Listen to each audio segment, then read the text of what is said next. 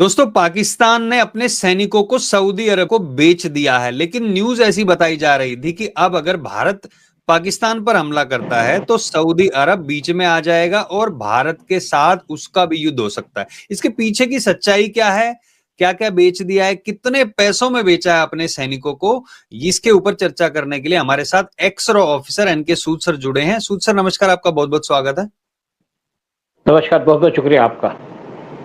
सूद sir, ये जो deal की बातें की जा रही हैं, बताया ऐसा जा रहा है कि अगर सऊदी अरब या पाकिस्तान दोनों में से किसी भी देश पे हमला होता है तो वो दूसरे देश पर हमला माना जाएगा और उसकी सेनाएं भी कूद सकती हैं। तो ये क्या फैसला लिया गया है क्योंकि इजराइल ने अभी रिसेंटली कतर पे हमला किया था, या इसके पीछे की सच्चाई कुछ और है? देखिए, जब इजराइल ने कतर के ऊपर अटैक किया जहां पे यूएस की बेस है, तो उसके बाद गल्फ कंट्रीज के अंदर हड़कंप मच गया। उन्होंने कहा जी यहाँ पे इस्लामिक नाटो बनाएंगे, यानी कि जो नाटो बना हुआ है, जो यूएस और वेस्टर्न कंट्रीज का जो एक अलायंस बना हुआ है, उसी टाइप का यहाँ पे अलायंस बनाया जाएगा। जो नाटो बना था उसका पर्पस था, जो सीटो बना हुआ था जहां पे रशिया और ईस्ट यूरोप के कंट्री को मिलकर एक ऑर्गेनाइजेशन बनाई थी आपस में लड़ने की, या कोल्ड वार का सिचुएशन चल रही थी। तो उसी को देखते हुए इन्होंने कहा कि गल्फ के अंदर एक इस्लामिक नाटो बनाया जाए। एक मीटिंग भी हुई जहाँ पे टर्की भी सामने आया और पाकिस्तान भी आया, दोनों ने बढ़ चढ़ के बोला। तो इसी का फायदा उठाते हुए सऊदी और पाकिस्तान में एक डिफेंस एग्रीमेंट कर लिया, जिससे कुछ लोगों ने के पास सामने आया कि अब तो इनका अलायंस हो गया, अब सऊदी भी, अगर हम इंडिया पाकिस्तान पे अटैक करेगा तो सऊदी बीच में आ जाएगा। लेकिन इस अलायंस का पर्पस दूसरा है। इसका पर्पस ये भी नहीं है कि इजराइल सऊदी पे अटैक करेगा, क्योंकि इजराइल और सऊदी के रिलेशंस कोई खराब नहीं है, बड़े अच्छे रिलेशन है। एक अब्राहम एग्रीमेंट साइन किया गया था कुछ साल पहले, जिसके अंदर आपका बहरीन और यूएई, उन्होंने इसराइल के साथ डिप्लोमेटिक रिलेशन एस्टेब्लिश किए थे, और उसके साथ साथ पूरी सपोर्ट थी सऊदी की। सऊदी और इसराइल के कोई डिफरेंसेस नहीं है। ओमान से इनके इसलिए डिफरेंसेस थे कि ओमान के अंदर एक तो आपके हमास के लोग बैठे हुए थे और वो उनको सपोर्ट करता है, और ओमान के ऊपर जो अटैक किया गया वो तब किया गया क्योंकि यूएस की वहां पे बेस है, और इसराइल ने जो अटैक किया ओमान के ऊपर यूएस के कहने पे किया। जबकि यूएस चाहता था कि जो सीनियर लीडर है हमास के, उनको मार दिया जाए। इसराइल की जो मोसाद है वो नहीं चाहती थी कि हमास के लीडर को मारा जाए, लेकिन यूएस के कहने पे उन्होंने अटैक किया और कुछ लोअर लेवल पे जो लीडर थे, 5 लीडर थे हमास के, उनको मारा। लेकिन किसी भी सीनियर लीडर का मर्डर नहीं किया इसराइल ने, क्योंकि वो कतर के साथ रिलेशन को खराब नहीं करना चाहता था। लेकिन सारा का सारा जो काम किया गया वो यूएस के कहने पे, ट्रंप के कहने पे किया गया, और इससे सऊदी ने फायदा उठाया और पाकिस्तान के साथ डिफेंस एग्रीमेंट कर लिया गया। अब लोग कहते हैं कि जब अगर इंडिया और पाकिस्तान का वार होगा, देखिए इंडिया और पाकिस्तान का वार हुआ था 1962-5 में, 1971 में। उस टाइम पे सऊदी ने पूरी सपोर्ट दी थी पाकिस्तान को, फाइनेंशियल सपोर्ट दी थी। जब कारगिल का युद्ध हुआ तब भी सऊदी कभी पाकिस्तान के साथ नहीं था। लेकिन जब ऑपरेशन सिंदूर हुआ तो उस टाइम पे सऊदी ने पाकिस्तान को सपोर्ट नहीं किया, ज्यादातर इंडिया को सपोर्ट किया था इनडायरेक्टली। लेकिन अब सऊदी क्यों पाकिस्तान को सपोर्ट कर रहा है? सऊदी पाकिस्तान को सपोर्ट नहीं कर रहा, एक्चुअली पाकिस्तान सऊदी को सपोर्ट कर रहा है, क्योंकि सऊदी को जो प्रॉब्लम है वो है हूथी रेबल से। जो यमन के रेबल्स है वो अपनी गवर्नमेंट को भी टारगेट करते हैं और सऊदी को भी टारगेट करते हैं, और टारगेट करते हैं ईरान के कहने पे। इससे सऊदी और ईरान के रिलेशंस के और ज्यादा स्ट्रेंड हो जाएंगे, पाकिस्तान ईरान के रिलेशन भी स्ट्रेंड हो जाएंगे। लेकिन क्योंकि सऊदी के पास 2.5 लाख फोर्सेस है, लेकिन इनकी फोर्स लड़ नहीं सकती। तो सऊदी ने कुछ साल पहले, जब इमरान खान पाकिस्तान के प्राइम मिनिस्टर थे, तो उन्होंने कहा था कि हमें अपनी फोर्सेस दे दो हूथी से लड़ने के लिए, क्योंकि सऊदी हमेशा पाकिस्तान को फाइनेंशियल सपोर्ट देता था। तो उस टाइम पे राहिल शरीफ थे पाकिस्तान के आर्मी के चीफ, उन्होंने डायरेक्टली मना कर दिया कि हम अपनी फोर्सेज नहीं दे सकते, हम कभी भी नहीं अपनी फोर्सेज भेजेंगे किसी मुस्लिम से लड़ने के लिए। लेकिन अब जो एग्रीमेंट हुआ है सऊदी और पाकिस्तान के बीच में, इसके अंदर पाकिस्तान के 25,000 सोल्जरों को डिप्यूट किया जाएगा सऊदी के अंदर बॉर्डर पे, और इनको हर एक को दी जाएगी 3500 रियाल की सैलरी, और वो सैलरी दी जाएगी पाकिस्तान की गवर्नमेंट को। यानी कि पाकिस्तान की गवर्नमेंट ने अपनी जो आर्मी है उसको गिरवी रख दिया है सऊदी के सामने, और सऊदी ने ये कहा है कि अगर तुम्हारे पे कोई अटैक होगा तो मैं तुम्हें फाइनेंशियल सपोर्ट दूंगा। और जो पाकिस्तान की फोर्सेस खड़ी होंगी सऊदी अरबिया के अंदर, वहां पे कोई भी सऊदी की फोर्सेस नहीं होंगी। यानी कि अब पाकिस्तान लड़ेगा सऊदी के भरोसे, सऊदी के साथ में। देखिए, बहुत सी कंट्रीज अपनी फोर्सेस भेजती हैं जहां पे कंट्री में डिस्टर्बेंस होती है, यूएन के कहने पे, यूएन की डायरेक्शन के ऊपर, यानी कि अंडर यूएन फ्लैग।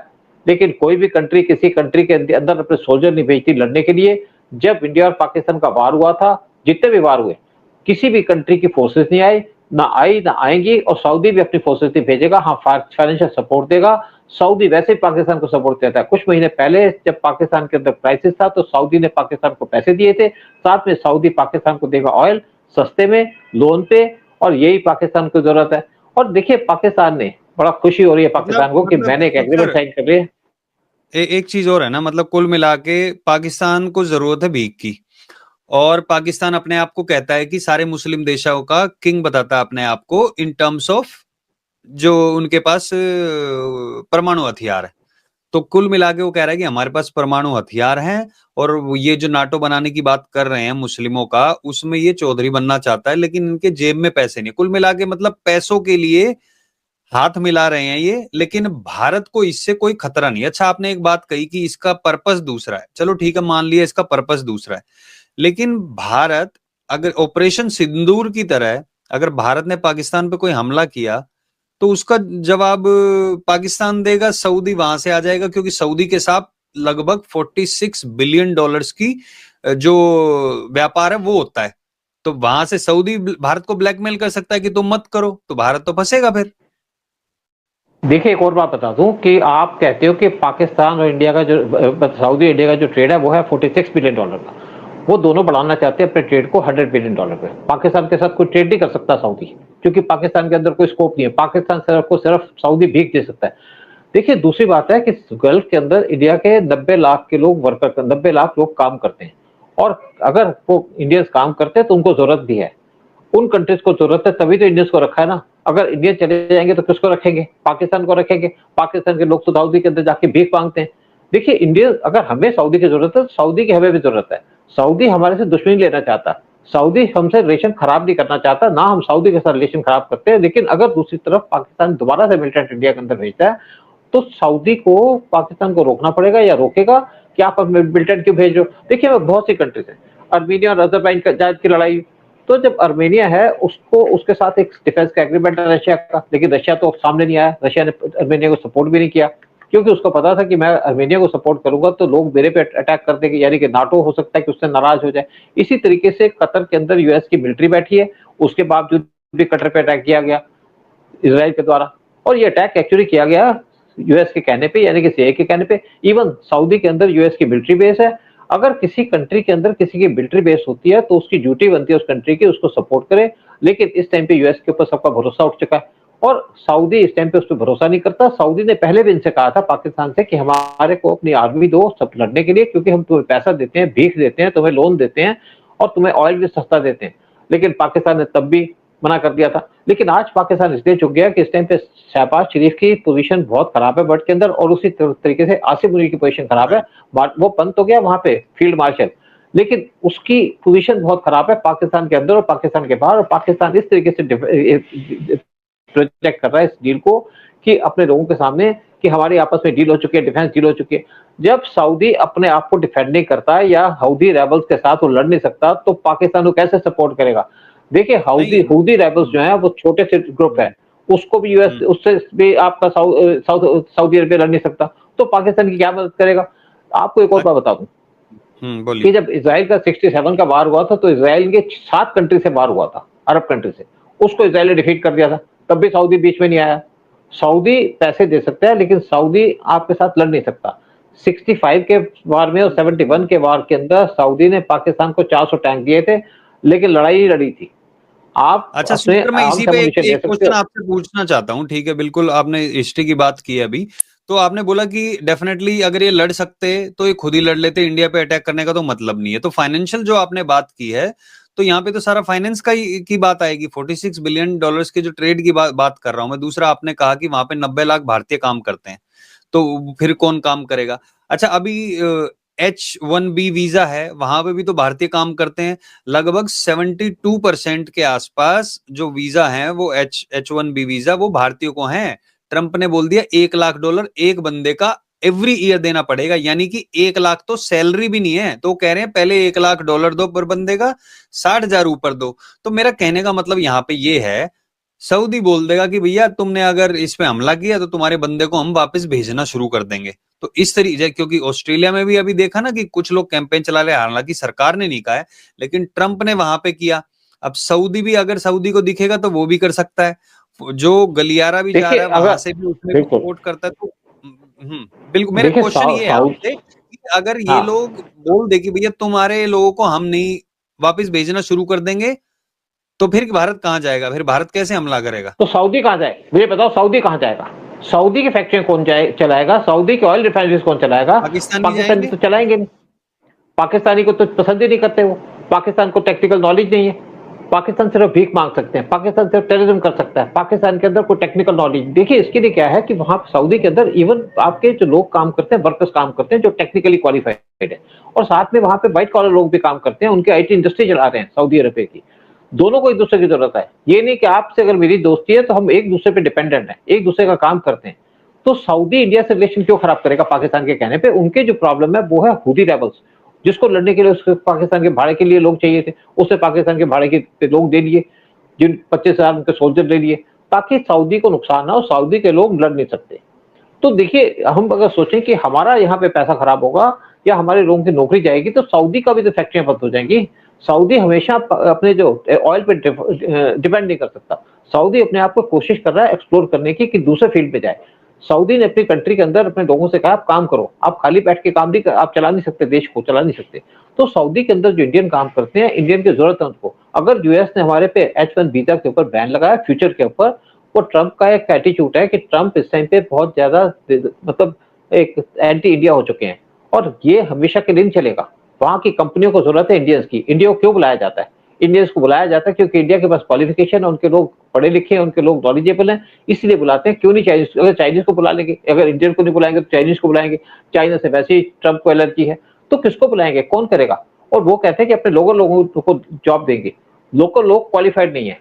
जो स्टडी इंडिया के अंदर होती है वो किसी और कंट्री के नहीं होती। यहाँ पे जिस तरीके से पढ़ाई की जाती है लोगों के द्वारा, जो इंजीनियर बनते हैं या बड़े बड़े सिचुएशन पे जाते हैं, क्यों इंडिया जाकर के दूसरी कंट्री के अंदर सक्सेस होते हैं? क्योंकि इंडिया मेहनती है, इंडिया अपनी जॉब प्रॉपरली करता है, सीरियसली करता है। और यूएस के लोग इस टाइम पे रिलैक्स करना चाहते हैं, उनके पास कैपेबिलिटी नहीं है, उनकी जो स्टडी है वो किसी भी तरीके से उनके लोग क्वालिफाई नहीं कर सकते पोस्ट के लिए, इसीलिए इंडियन को बुलाया जाता है। ये थोड़ी देर की बात है, बहुत जल्दी ट्रंप को अपना डिसीजन को रिवाइज करना पड़ेगा, क्योंकि इंडिया के बगैर उनका काम नहीं चलेगा।